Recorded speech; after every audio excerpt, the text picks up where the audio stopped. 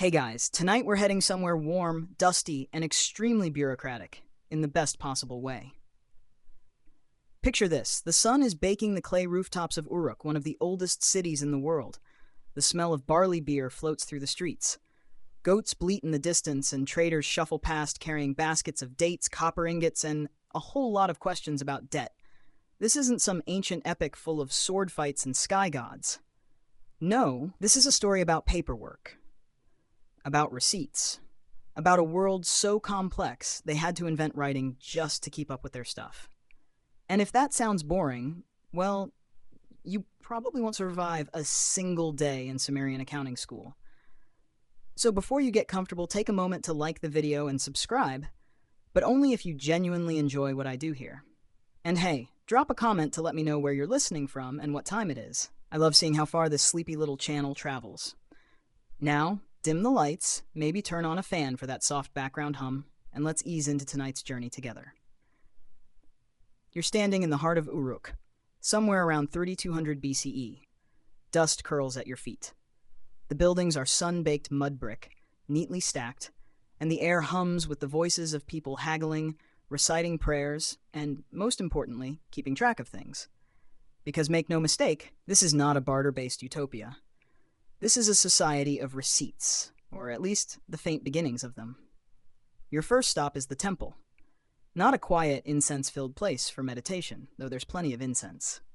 This temple is a warehouse, a bank, a distribution hub. Priests bustle in and out with baskets of grain, bolts of cloth, and clay pots full of oil. It's holy business, but it's business nonetheless. A young temple assistant with arms full of round, palm-sized clay tokens waves you over. He's on his way to seal a payment into a bulla, a hollow clay envelope that contains these tokens. Each token stands for something: a sheep, a jug of beer, a bundle of reeds. You help him place the tokens inside. Then he presses the soft clay envelope closed and stamps it with the temple's seal. Voila, a transaction recorded. If there's ever a dispute, they can break the bulla open and count the tokens. It's essentially a clay piggy bank full of accounting beads. Here's your mainstream fact. Before writing existed, Mesopotamians used small clay tokens to represent goods in a transaction. These tokens eventually led directly to the development of writing. And here's your quirky tidbit. The shapes of the tokens were weirdly specific. A cone might represent a portion of grain. A sphere could mean a sheep. A flat disc with a hole in the middle? That's oil. It's like an ancient emoji system. Except instead of texting your friends, you're verifying goat deliveries. You trail the assistant to the back of the temple, where shelves are stacked with sealed bulla. There's no air conditioning, obviously, and the clay sweats faintly in the heat. One priest fans himself lazily with a palm frond and mutters about the grain shipments being late. You nod sympathetically and move on. Outside the temple, in the open plaza, you watch as a merchant and a scribe sit cross-legged beneath a linen canopy. The merchant is sweaty and flustered, trying to explain how many baskets of dates he delivered last moon. The scribe listens, nods, and slowly molds another clay ball. Then he hands over a set of tokens to represent the new transaction, with a slightly bored expression. This is how it works. The economy turns on the trust placed in these tokens. If someone claims they delivered 10 goats and there are 10 goat-shaped tokens inside the bulla, the assumption is they're telling the truth. But what if they're not? Historians still argue whether this system actually prevented fraud or just made it slightly more artistic. Some say the tokens were revolutionary. Others think they were just an excuse to use more clay. Still, in this moment, as you help another assistant knead a lump of clay and stamp it with the temple seal, you realize something strange. These people aren't just counting goods, they're creating memory. External memory. Memory that doesn't fade or forget. Memory you can store. The scribe beside you leans over and says quietly, "We remember more this way." And suddenly you understand, this is no longer just a token system. This is proto-data. This is proto-history. And it's all starting with a handful of dusty goats and the need to say, "Yes, I did deliver them. See?" You're still in Uruk, but now you're moving deeper into the back rooms of the temple complex, past rows of pottery, up a ramp lined with carved bricks, into a small storage room that smells like damp earth and chalky fingers. This is where the scribes do their best thinking, or their worst worrying. A woman in a linen cap is squatting in the corner, carefully laying out a collection of small tokens, cones, discs, cylinders. She arranges them like a game of ancient checkers, only the stakes are much higher than bragging rights. She's trying to reconcile a delivery record. Again, you crouch beside her, and she taps one token gently. 3 sheep, she mutters. Another, 1 jar of oil. Then she picks up a clay sphere, frowns, and sets it aside. I think this one was meant to be barley, but someone pinched it too round. This is the problem. The token system was never meant to scale. When you're only managing a village's worth of trade, a few tokens work fine. But Uruk? Uruk is growing fast. Too fast, and the priests are starting to panic. That's when someone, you're not sure who, gets an idea. Why not draw the tokens instead? Why go through the trouble of sealing them into a bulla when you could simply press each token shape onto a flat slab of clay? That way you can keep the receipt without all the weight. You can stack it, store it, pass it around. You could even copy it. You walk to another room where a teenage apprentice is doing just that. He flattens a slab of clay, takes a cone-shaped token and presses it down. Then he adds a disc, then another. He's not writing. Not yet, but he's definitely not writing. This, historians believe, is how pictographic writing was born.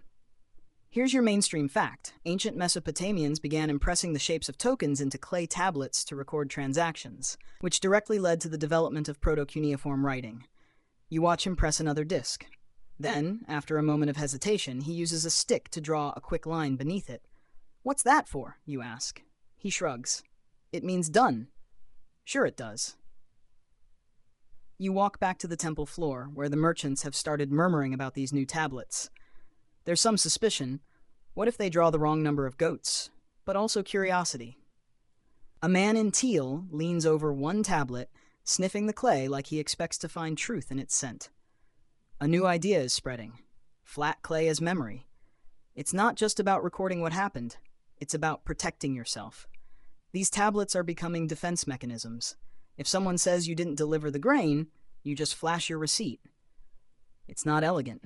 It's not pretty. But it beats arguing with a priest who hasn't eaten lunch. You peek into a nearby basket and see a pile of tokens that are slowly being phased out. They still hold meaning, but you can sense it fading. There's even a joke going around among the scribes.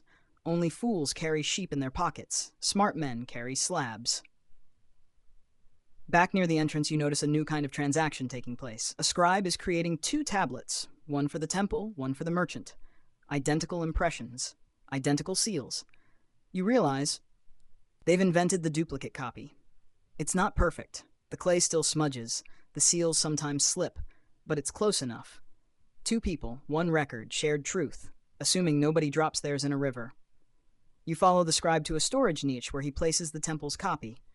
It nestles beside dozens of others, all tagged with little impressions that act like headers. Fish, beer, goats, grain. It's a dusty filing cabinet of civilization. Historians still argue whether this transition from physical tokens to pictographic impressions was conscious innovation or accidental evolution. Did someone decide to flatten memory? Or did it just sort of happen when someone got tired of chasing runaway sheep cones? Either way, it sticks. You trail a young boy sweeping the temple steps, and he pauses to draw shapes in the dust with his broom. Not words. Not yet. But something is shifting. Something is happening. And it's all being pressed, baked, and shelved, one transaction at a time. You duck into the shade of a side alley near the temple courtyard, where the air is thick with the smell of baking clay and someone's slightly scorched barley stew. The hum of commerce continues all around you. Barley changing hands, bundles of reeds passed off, shepherds arguing over the age of a goat. But tucked in the corner, under a reed awning, a new kind of problem is brewing. And you walk right into it. A scribe is frowning at a clay bulla that won't open. It's sealed tight like a stubborn walnut. His fingers are stained with effort, and the stylus behind his ear droops with sweat. He mutters something unkind about the priest who triple-sealed it. Eventually, with a loud crack, the bulla splits, and a cascade of small tokens tumble into a shallow dish. You both stare at the mess. "Now we count," he sighs. 1 cone, 2 cones, 1 disc with a nick, 3 small cylinders. It's not hard, exactly, but it's tedious. And when he reaches the end, he pauses, furrows his brow, and looks again. Missing a sheep, he mutters. You glance at the bulla. The seal's broken, the evidence disturbed. It's not impossible someone added or removed a token, which means now you've got a dispute. And that's when it happens, the scribal equivalent of a light bulb moment. Instead of ever opening the bulla again, why not just draw what's inside? Draw the tokens on the outside. You follow the scribe as he races back to his tablet room, energized in a way you haven't seen since that barley shipment finally showed up on time. He grabs a stylus and a flat piece of damp clay.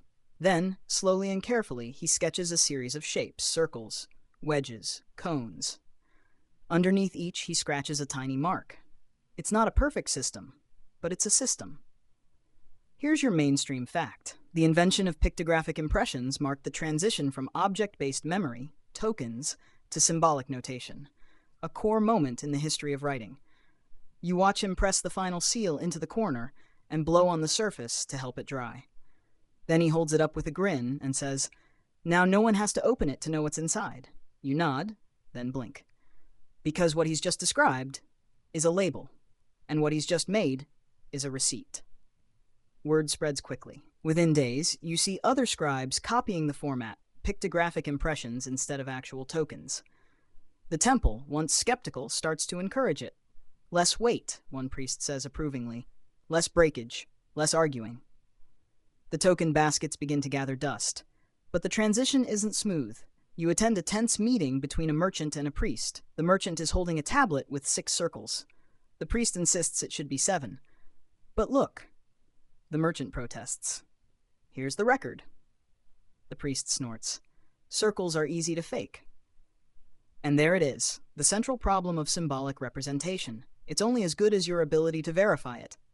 Historians still argue whether these early pictographs were read phonetically or purely as logograms. Some believe the shapes began to imply sounds, while others insist it was still just counting, prettied up. You sit in a quiet corner with a more philosophical scribe who shrugs and says, "Maybe a cone is still a cone. Maybe it's a word now. I just hope they stop asking me to count actual goats." Meanwhile, in the market, you see someone selling clay tablets that look suspiciously identical, right down to the scribal seal. You lean closer and realize forgeries. A boy with ink-stained fingers darts away before you can ask. You find a broken stylus in his wake. It's messy. It's flawed. But you can't deny what's happening. A new system is being born, and it's not just about tracking goods anymore. It's about trust. Trust encoded in lines, in shapes, in tablets that can be stored, reviewed, and, most importantly, defended. You walk past the old token bins again. One's being used to hold onions now. Another houses a sleepy cat. You smile, and then you help another scribe scratch a new receipt onto fresh clay. You've earned it. You step back into the temple courtyard just as the afternoon sun hits the clay walls at that perfect golden angle, the one that makes everything look older, dustier, and somehow more official. A cart creaks past carrying woven baskets full of barley. 2 goats wander lazily behind it, unbothered by the mounting bureaucracy. You follow the cart to a side annex, where the real action is happening. A clerk, seated cross-legged in a shaded alcove, is processing the delivery. Not with scales or counters, but with a damp tablet and a pointy stylus. He presses quick marks into the clay, cone, wedge, circle, each shape now standing for a good, a quantity, a promise. You recognize the shorthand. That cone means barley. That wedge means a jar. That little swirl with a tick beside it, that's a goat, apparently. And then the clerk does something that stops you.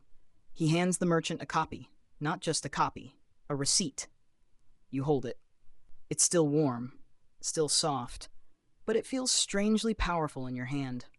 A simple slab of clay, stamped with the temple's seal detailing the exact number of jars delivered, plus the name of the recipient, and a tiny sun symbol to indicate the transaction happened in the morning. You turn it over. There's a line of marks scratched in by the merchant himself. He's not literate, not in the formal sense, but he knows enough to leave his mark. A sort of proto-signature.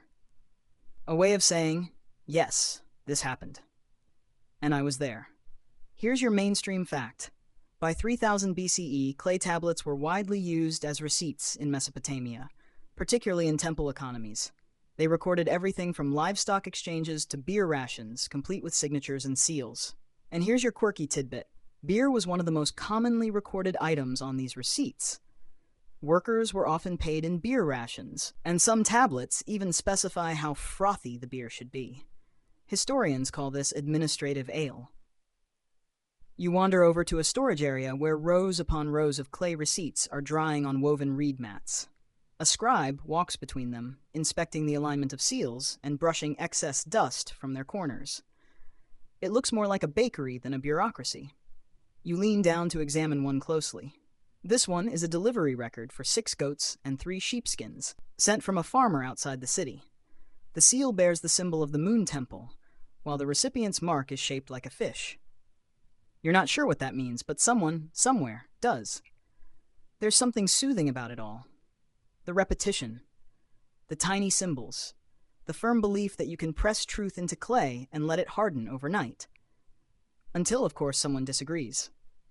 You glance over just in time to witness a small argument erupting between 2 administrators. One claims that a shipment of figs went missing. The other insists they were never delivered. "The receipt," one bellows. "Bring the receipt." Moments later, a junior scribe comes running with a cracked tablet. The seal is smudged. The name is hard to read. The mood in the room? Tense. You can see it in their faces. This system works, but only just. Historians still argue whether these early receipts were considered legal documents or just helpful memory aids. Some believe they carried legal weight, while others think they were more like grocery lists with ambitions. You ask one scribe what happens if a receipt goes missing. He grins, then you pray the gods are on your side. Back outside, the barley merchant is showing off his receipt to a friend. He taps it proudly. "They can't say I didn't deliver it," he says. "It's written now." His friend snorts. "It's written in mud." Still, you get it. In a world where memory is short and disputes are long, a slab of baked clay is worth its weight in reassurance. You linger by a group of workers lining up for their evening rations. Each one holds a small token or clay tablet. They trade them in for beer and bread. A little clay, a lot of trust. The tablets are tucked into reed baskets once redeemed, the inkless ancestors of modern filing cabinets. You find yourself smiling, not because it's perfect, but because it works. At least, for now. You spend the next morning in the company of a man named Ibi Sin. He's a temple scribe with a posture like a question mark and a face like yesterday's bread, dry, wrinkled, and inexplicably comforting. Ibi Sin has one job: keep track of everything. Every goat that enters the temple grounds, every basket of figs received, every jar of beer distributed to temple workers. His desk is a patch of hard-packed earth. His tools are a stylus, a handful of wet clay slabs, and a mind filled with numbers. You settle beside him as the first delivery arrives. 2 goats, tethered by twisted reeds. Ibi Sin doesn't even blink. He waves over an assistant, who confirms the delivery and immediately begins scratching onto a tablet. Circle. Dot. Wedge. Line. He's not drawing goats exactly. He's writing about goats, recording them through a system of agreed-upon signs. No artistic flair, no flourishes, just cold, utilitarian notation. Welcome to the world's first office job. Here's your mainstream fact. Temple scribes in ancient Mesopotamia were among the earliest record-keeping professionals in history. Their main responsibility was managing inventories and recording transactions for religious institutions. You watch as a steady trickle of goods arrives: reeds, bread, wine, a clay jug filled with pickled onions. Each item is matched to a record. Every supplier is noted. Every quantity is counted. Twice. And Ibi Sin? He's sweating. Because the system might be revolutionary, but it's also exhausting. The tablets dry too fast in summer. The seals smear if the clay's too soft. And the priests, they're not exactly understanding when a 5 looks like a 6. His fingers are stained red from the temple's official ink, cinnabar and oil, mixed into a paste. He sighs as he smooths out another slab and mutters something about how he used to dream of being a musician. Instead, he says, "I married numbers." You nod and pass him another clay tablet. By midday, the delivery count has swelled. 3 sheep, 5 baskets of barley, 1 loaf of bread that might have been sampled on the way in. You catch a worker wiping crumbs off his lips as he protests innocence. Ibi Sin sighs again, more dramatically this time, but he records it anyway, because this is the cost of order. 1,000 tiny confirmations, 1,000 scratched symbols, 1,000 silent agreements that this moment happened. And matters. You ask him how often mistakes occur. He laughs. Only on days ending in day. Here's your quirky tidbit. Scribes sometimes kept private practice tablets under their mats, sloppy drafts of numbers, seals, and tallies where they worked out difficult calculations or played with symbol variations. One you find has a doodle of what looks suspiciously like a very unimpressed sheep. In the corner of the office, a young apprentice drops a completed tablet face down into a basket. Ibisin flinches. No, that one's still soft. He snatches it up, and sure enough, the symbols have smeared into a clayey blur. It's like watching a spreadsheet melt. Again, he mutters. You help him rewrite it. He guides your hand as you press the stylus just deep enough, not too firm, not too soft. There's a rhythm, he says, like drumming or breathing. You begin to feel it, the cadence of early accounting. Tap, scratch, press, seal. Tap, scratch, press, seal. It's almost meditative, until someone arrives with a delivery of wine and insists it was 10 jars, not 8. A dispute begins, and Ibisin, like a weary judge, retrieves the earlier receipt.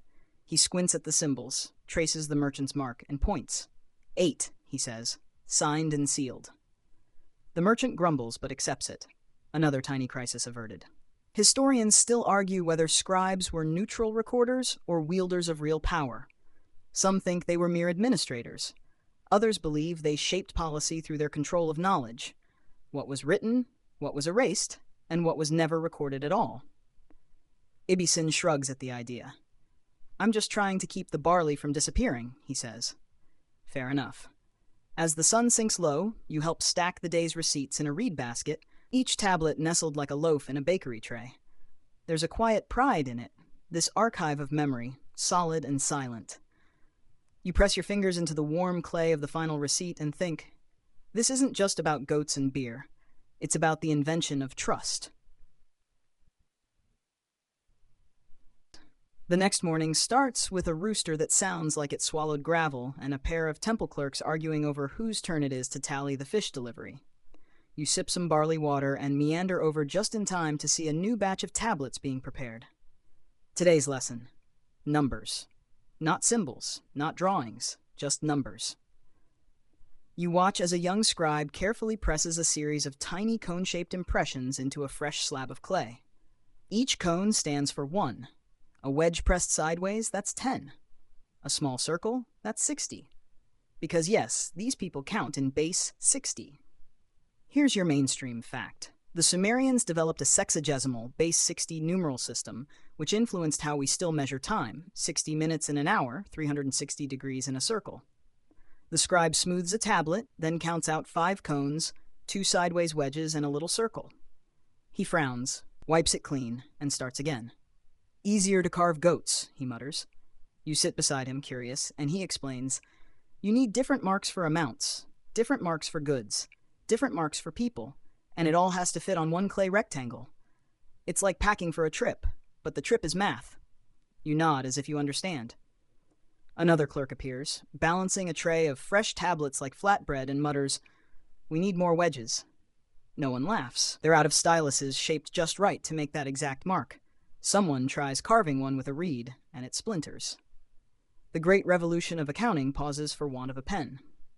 Inside the scribal hall, the heat thickens. There are no windows, just narrow slits high on the wall to let in the morning light, and yet, despite the sweat and the cramped space, the room pulses with something electric. Not ambition, not power, just systems. You follow a scribe named Dumuzi, who's working on a delivery record for a shipment of temple oil. He's using 3 separate number systems, one for volume, one for containers, and one for the priest who signed for it. He explains it all patiently while chewing on dried figs. The trick, he says between bites, is to not get bored. You believe him. The work is repetitive. Precision matters. But the brain wanders, which is how you end up with little surprises. A smiling sheep doodled in the corner of a tablet. A row of accidental wedge marks shaped like a palm tree. One receipt for grain includes a mysterious note at the bottom. Do not trust the second donkey. You look at Dumuzi. He shrugs. Long story. Here's your quirky tidbit.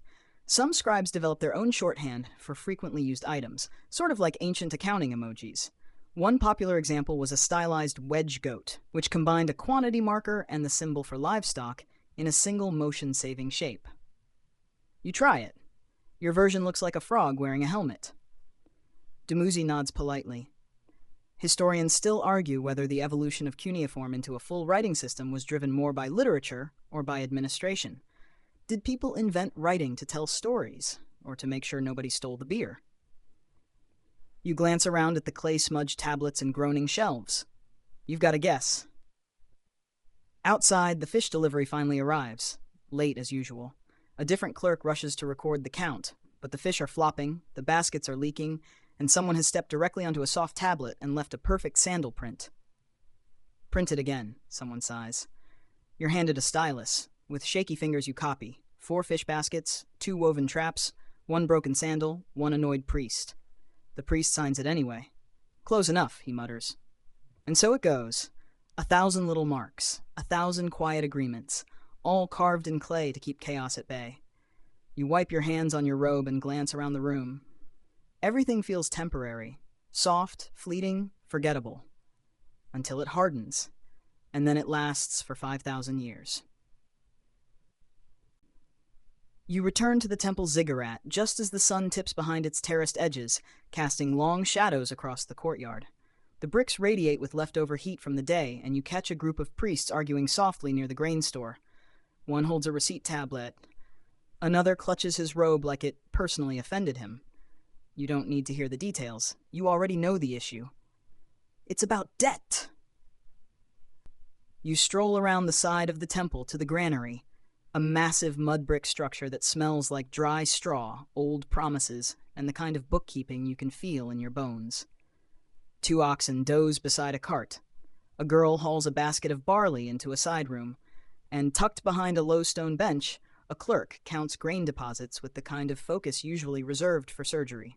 He nods to you and gestures toward a wall where hundreds of tablets are stacked like loaves of flatbread, each one recording how much barley went in, how much went out, and most crucially, who owes what. Here's your mainstream fact. Temples in ancient Mesopotamia were not only religious centers, but economic engines. They acted as banks, issuing loans in grain or silver, and tracking them through clay records. You pick up a tablet and squint. It's a debt record. 1 farmer, 60 gur of barley, repayment due after harvest. There's a seal pressed into the top left corner shaped like a stylized crescent, his landlord's signature. And there, scratched near the bottom in tiny wedge marks, due in the month of the flood. The month of the flood isn't a hopeful deadline. It's a reminder that if the waters don't cooperate, neither will the economy. You follow a debt clerk into a smaller side chamber, where the lighting is dim and the walls are stacked with what might be the oldest loan archive in the world. He explains that every transaction has at least 3 parties: the borrower, the temple, and the gods. The gods see the records, he says, solemnly. You don't argue. He shows you a special set of tablets, ones with grooves cut into their edges. These are long-term loans, and the grooves represent how many months remain before repayment. After each month, the borrower returns, and the scribe chips away 1 groove. It's both an accounting system and a visual countdown. Here's your quirky tidbit.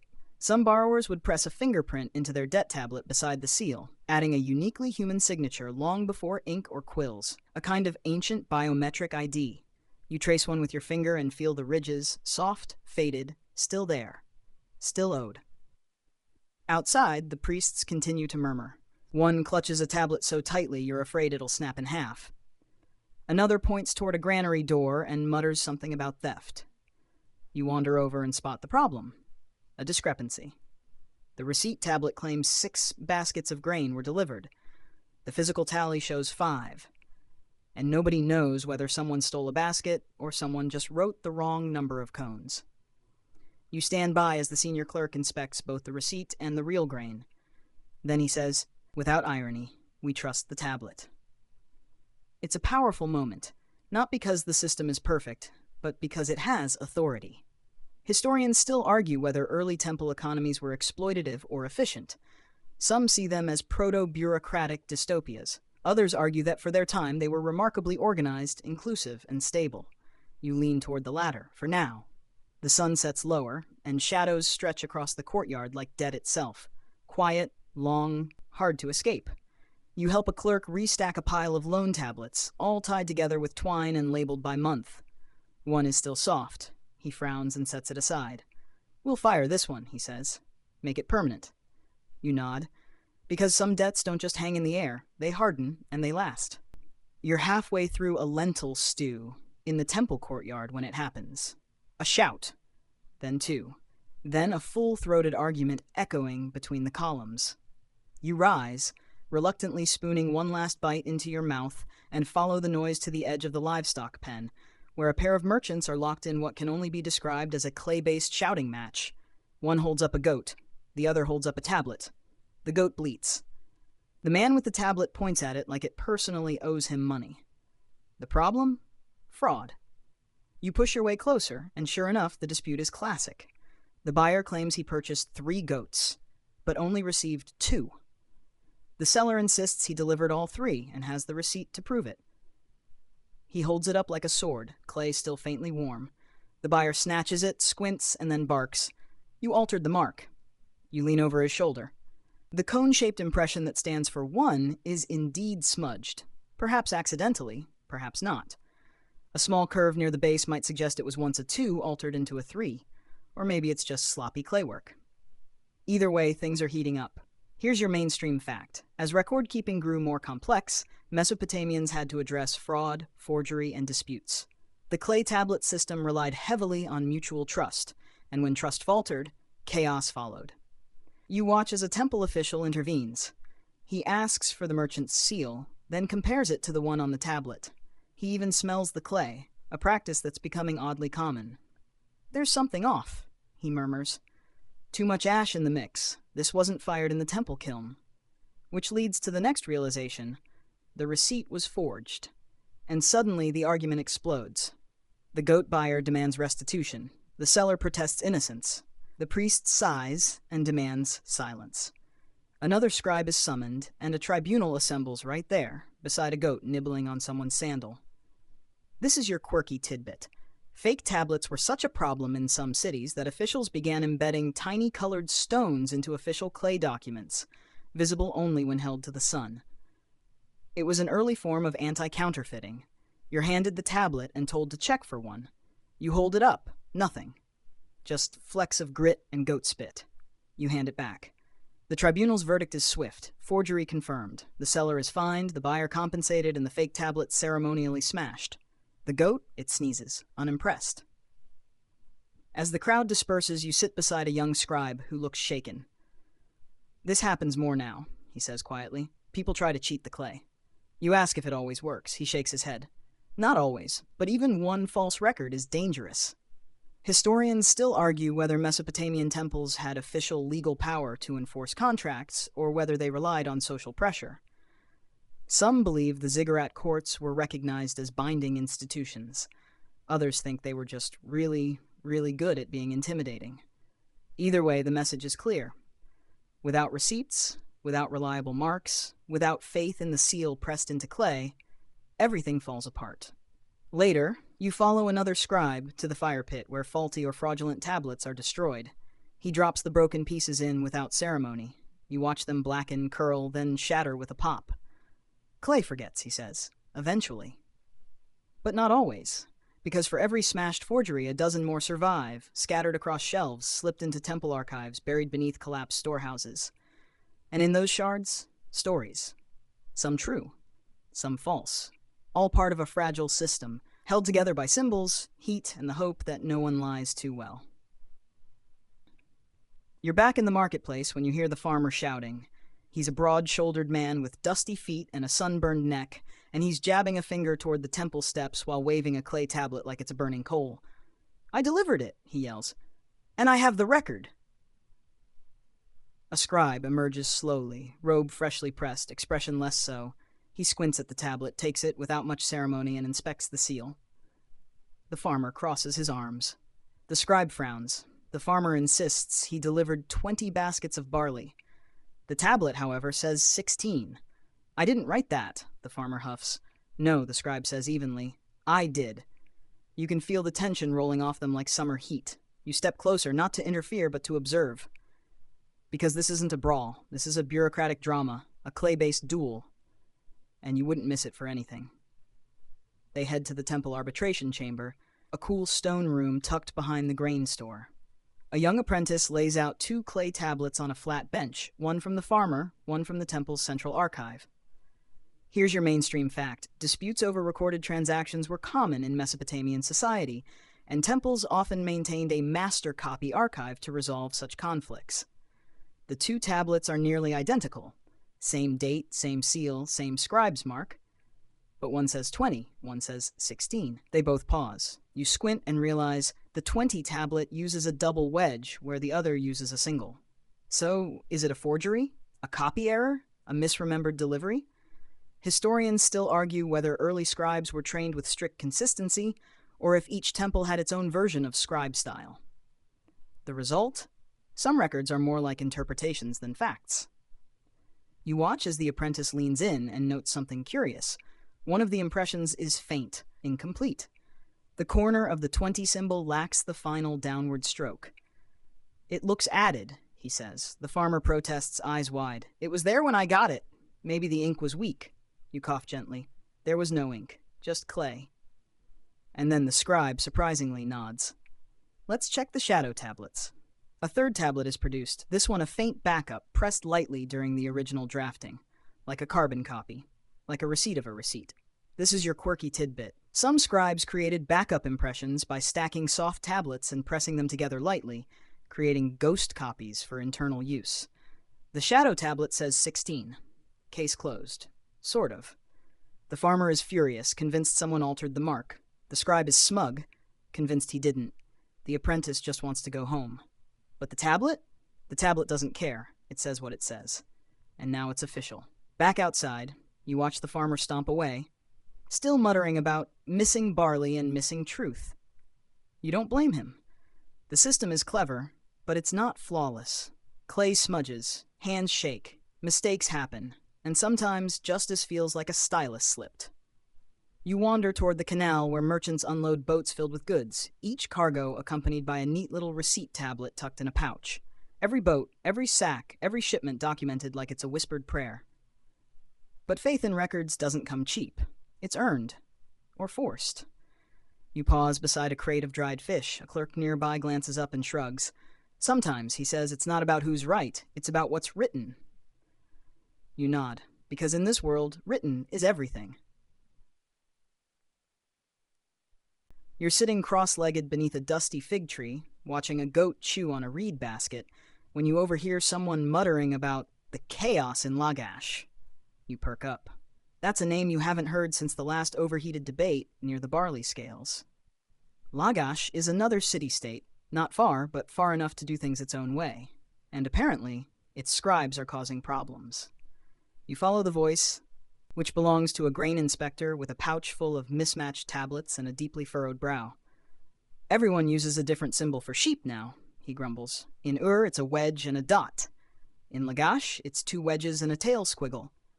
It's a sheep, not a songbird. You try not to laugh, but the problem is real.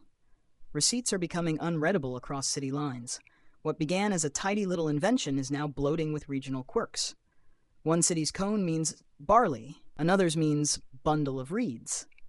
One clerk adds flourishes, another prefers abbreviations. The goats remain consistent.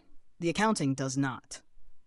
Here's your mainstream fact. The decentralization of writing and symbols in early Mesopotamia led to increasing variation between regions, pushing rulers to attempt standardization through official reforms. You're soon swept into the crowd outside a public notice board where a royal edict is being posted.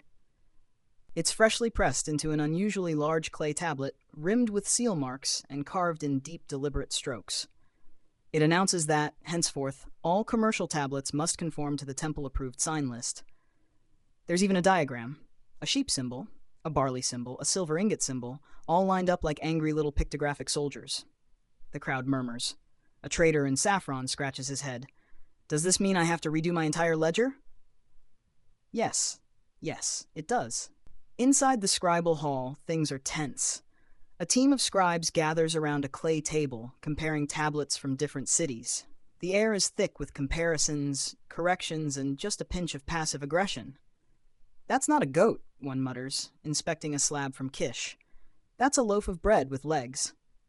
"I don't tell you how to write your sheep," another replies. You lean over and peer at the array of symbols. There's a certain poetry to it. These ancient clerks trying to tame meaning across geography, to press consensus into clay. And failing. But beautifully. Here's your quirky tidbit. One reform attempt in Uruk involved attaching tiny clay tags to receipts, each inscribed with a standardized symbol index. Think of it as a Mesopotamian glossary, carried like a keychain.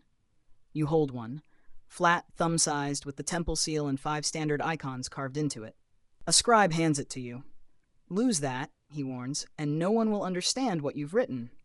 You nod solemnly, then immediately almost drop it into a cooking fire. Historians still argue whether these standardization efforts truly unified communication or just created a fresh set of arguments. Did merchants comply out of respect, or because they didn't want their goat transactions rejected? You wander through a corner of the archive where rejected tablets are piled. Symbols too weird, signs too regional, scripts too experimental. It's a graveyard of failed receipts. But it's also strangely creative. A cracked tablet bears a spiral mark you've never seen. Another has delicate rows of dots that almost look musical. One even includes a pictograph of what appears to be a bird wearing a crown. You show it to a clerk. He frowns. Probably someone from Mari. You don't ask further. Outside, a group of younger scribes gather around a practice board, trying to memorize the new sign list. One repeats barley over and over. Another carves goat into his sandal for easy reference. You realize something important. This isn't just bureaucracy. It's literacy. On the rise. Standardized. Regulated. Often resented, but growing. You trace the lines of a temple-approved receipt and feel the weight of what's happening. This isn't just clay anymore. It's language. The streets are quieter now, the sun drooping behind a haze of desert dust, and you follow the scent of malt and honey to a small brewery tucked behind the sheep market. The door hangs open. Laughter spills out. And seated near the hearth is a woman in a teal headscarf, tapping a stylus against her palm like she owns the place. She does. Her name is Ninala, and she's the brewer's wife. But more importantly, she's keeping her own receipts. She doesn't work for the temple. She's not a trained scribe. But she's figured it out just the same. And the small stack of tablets on the bench beside her? That's her ledger. You sit near the fire and listen as she explains. Every jug sold, every loaf traded for brew, every returning customer, all logged in neat rows of dots and wedges. Her stylus is shorter than the official ones. Her clay isn't temple-issued. But her marks are sharp, confident, and possibly more accurate than half the priesthoods. Here's your mainstream fact. While most official record-keeping roles in Mesopotamia were held by men, there is strong evidence that women, especially in households and brewing, maintained their own transactional records. She shows you a receipt. 3 jars of beer, exchanged for 1 goat skin and a spindle of dyed wool. On the back is the buyer's name, or rather a nickname, Talgula. "He drinks like an ox," she says. "But he pays on time," you laugh. "So does she." Then she lifts a second tablet. This one has a tiny thumbprint on it. Her daughter's. "She's learning," Ninala says. "Started copying mine in the dust when she was 5. It's quiet here. No scribal hall tension, no temple politics. Just clay and fire and the everyday math of survival. A neighbor arrives to settle a tab. Ninala checks her tablets, nods, and accepts 2 small barley loaves in payment. No scale, no argument, just trust, baked into every wedge-shaped mark. You help her press another tablet. She hands you the stylus and says, "Make sure it's not crooked. Crooked records make crooked deals." You do your best.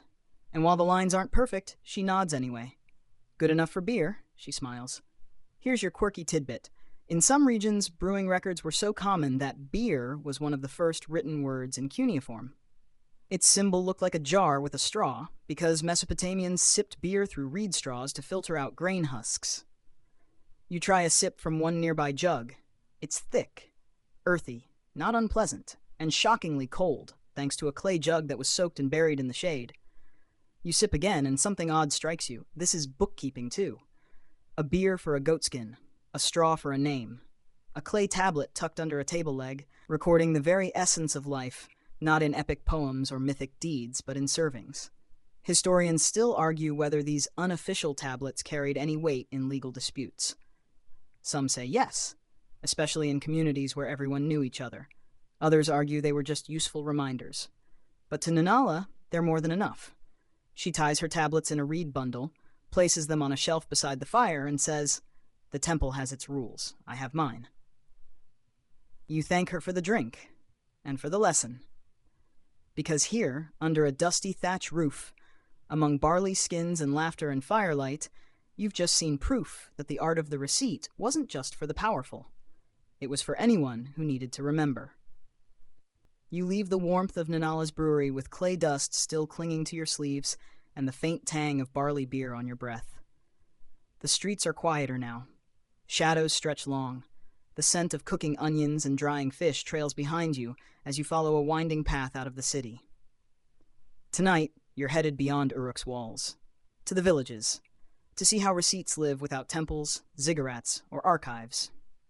Your sandals crunch over packed earth as you pass palm groves and irrigation ditches, the hiss of water barely louder than the rustling reeds. A shepherd waves to you from a distance, a line of sheep following like bored pilgrims.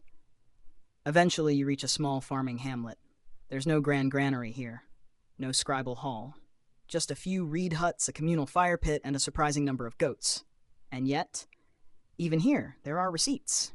A potter named Tulum sits cross-legged beside a kiln, examining a palm-sized clay shard. "It's from market," he explains. "Trade for 2 pots and a gourd of oil." He's not a scribe. He doesn't write well. But he's got his own system. He shows you short scratch marks along the side of the tablet, one for each item, and a thumbprint pressed in with a small reed loop. "Mine," he says, tapping it. "That's how they know." Here's your mainstream fact. In rural Mesopotamia, informal systems of record-keeping adapted local dialects and simplified symbols to maintain economic memory, essentially rural receipts. And they're surprisingly creative. One receipt you see is made not of square clay, but a small fired disc, pierced in the center with a string through it, worn like a necklace. "So I don't lose it," a girl explains. You smile. She grins back, holding up a similar disc she's made for her goat. "Just in case he makes a deal," she says. You laugh louder than you meant to. Around the fire, a man named Kalba recounts how he once carved a receipt into a piece of driftwood because the river flooded and ruined all the wet clay. "It floated back to me 3 days later," he says. "Still legible. That's a sign." Here's your quirky tidbit. In flood-prone regions, villagers experimented with waterproof receipt alternatives, including carved wood, wax over reeds, and even burnt fig bark tablets. Not all of them worked, but that didn't stop anyone from trying. You realize something in that moment, as children toss pebbles into a clay jar to track how many times they've gone for water today. The idea of a receipt doesn't belong to any one system. It's universal. It's survival. Historians still argue whether rural record-keeping was truly independent or simply an echo of temple authority. Did these villagers invent their own notations? Or were they just borrowing methods they'd seen on city market days? The answer is probably yes. A little of both. Like the farmer who carved a wedge on each rib of a gourd, one for each promised chicken.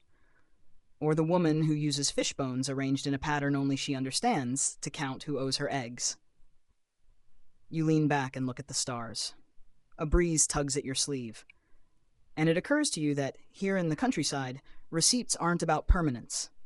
They're about reminding, a nudge, a memory, a whisper that says, "You said this. I agreed. Let's not forget." The village fire crackles. Someone passes you a lump of still warm clay. You press your fingertip into it. Just one mark, but somehow means a lot. You return to Uruk under a soft drizzle. The streets shimmer with puddles, and the scent of wet clay fills your nostrils like incense made from paperwork. It's a quiet day. Even the goats look pensive. You slip into the main tablet archive just in time to hear a scribe groan. He's holding a lopsided receipt. The text is confusing. "Whose seal is this supposed to be?" he mutters. Another scribe peeks over his shoulder. "That's not a seal, that's a thumbprint." "No, this bit. Is that a barley cone or a sheep's ear? They argue gently, both squinting. Neither is convinced. You edge closer and take a look yourself. The writing is crooked. Some marks look like goats, others like water jugs. One corner has what might be a flower or possibly a trampled sandal. It's a mess. And apparently it's not the only one. You're ushered into a side room where a small mountain of rejected or disputed receipts leans precariously against the wall. Each one is a relic of human error. Miscounts, bad symbols, warped clay, smeared seals, accidental finger pokes. Here's your mainstream fact. Many cuneiform tablets discovered in archaeological digs show signs of error, strike-throughs, corrections, overwrites, and even full rewrites on the reverse side. One tablet you examine has a goat symbol followed by a 10 mark, and then a question mark. An actual early proto-symbol that likely meant, "we think?" Another tablet includes a frustrated scribe's note at the bottom. Ask Tilu. He knows what this was. You find that oddly comforting. Near the doorway, a teenage apprentice is being lectured by a stern clerk. The boy apparently pressed 9 goats instead of 90, off by a single tiny wedge. He ruined a festival order. The clerk huffs. They got 10 times fewer goats than expected. You snort and immediately cover your mouth. The clerk glares. Here's your quirky tidbit. One clay tablet from Nipper records a transaction for 100 onions, but the writing runs off the edge and someone added probably in the corner. Scholars still debate whether it was an error or sarcasm. You pass a table where scribes try to repair smudged tablets by carefully moistening and repressing marks with styluses. It's delicate work. Sometimes it saves the document. Sometimes it turns it into clay soup. You pick up one such repair job and realize half the symbols are mirrored. The scribe must have rotated it halfway through. The result? A goat order that reads like a mirror curse. You hand it back. He says, "We're keeping it, for laughs." In the far corner is a wall of nonsense tablets. These aren't receipts at all. Just practice scribbles, stylus drills, doodles of birds, bad poems about barley. One tablet says simply, "Too much math today. I am hungry." You relate. Historians still argue whether these mistakes were tolerated or punished. Some temples had strict guidelines for accuracy. Others seemed to accept a degree of chaos as part of the scribal process. After all, they weren't machines. They were tired. Overworked, underfed humans trying to remember which cone meant goat and which one meant grain on 4 hours of sleep. You sit with the apprentice for a while, helping him recopy a barley delivery tablet. His hand shakes slightly. You steady it. The wedge is sharp, clear, satisfying. "There," you say. "Now it's 10, not 1. He grins, and you realize this is the other half of the system. Forgiveness. The understanding that clay can be reshaped, that memory can be corrected. That even in the most ancient ledgers, there's space for grace. The morning fog clings low as you walk toward the museum chamber, a narrow, cool storage room deep in the temple's oldest wing. A clerk unlocks the door with a heavy bronze key, and it creaks open to reveal not glowing artifacts or golden idols, but rows upon rows of carefully labeled clay tablets. Receipts. Thousands of them, neatly stacked, lovingly cataloged. Dusty in the kind of dignified way only bureaucracy can be. The clerk smiles faintly and gestures to a small tray. "Pull one." You do. It's heavy, cool to the touch, and faintly worn at the edges. A short inscription along the top, and a rounded symbol pressed deeply into the center. It's a record of a barley delivery, over 5,000 years old. Here's your mainstream fact. Many of the earliest written artifacts ever discovered are administrative receipts, some dating back to 3300 BCE, found in ancient cities like Uruk and preserved in museum archives across the world. You're holding one now, not a myth, a delivery confirmation, and somehow that feels important. You trail the clerk through the chamber as he shows you highlights, the oldest known goat inventory, a famously miscounted fish shipment. A tablet so perfectly sealed it still shows the thumbprint of a scribe named Lugalmes. "This one's my favorite," he says, handing you a clay square no larger than your palm. It's just a list of lentil jars. "But look here, see that corner? Someone added a flower."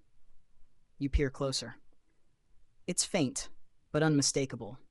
A little pressed daisy stylized into the clay. No one knows why. That, the clerk says, is what makes it human. Here's your quirky tidbit. Some scribes added flourishes or playful symbols into routine records, like stylized birds, abstract designs, or personal marks. tiny artistic fingerprints in otherwise dry data. You pass a shelf labeled oddities and find a tablet with a neatly carved pig, not a livestock count, just a pig. Another one records a debt of 3 silver pieces and 1 apology. No one knows if it was a joke, or if the apology was paid. Historians still argue whether these receipt tablets were meant to last, or if their survival is an accident of climate and kiln. Most were never meant for eternity. They were memory placeholders, tools for negotiation, evidence for tomorrow, not for millennia. And yet here they are, thousands of them. Each one an echo of a human moment, a trade, a promise, a number, a name. You return to the barley receipt and run your fingers along the symbols. Someone held this. Someone wrote it. Someone delivered a real sack of grain, sweating under the Mesopotamian sun, and this was the proof. And now, 5,000 years later, you're holding it too. The clerk packs the tablet back into its tray. They say history is written by the victors, he murmurs. But most of it, it's written by accountants.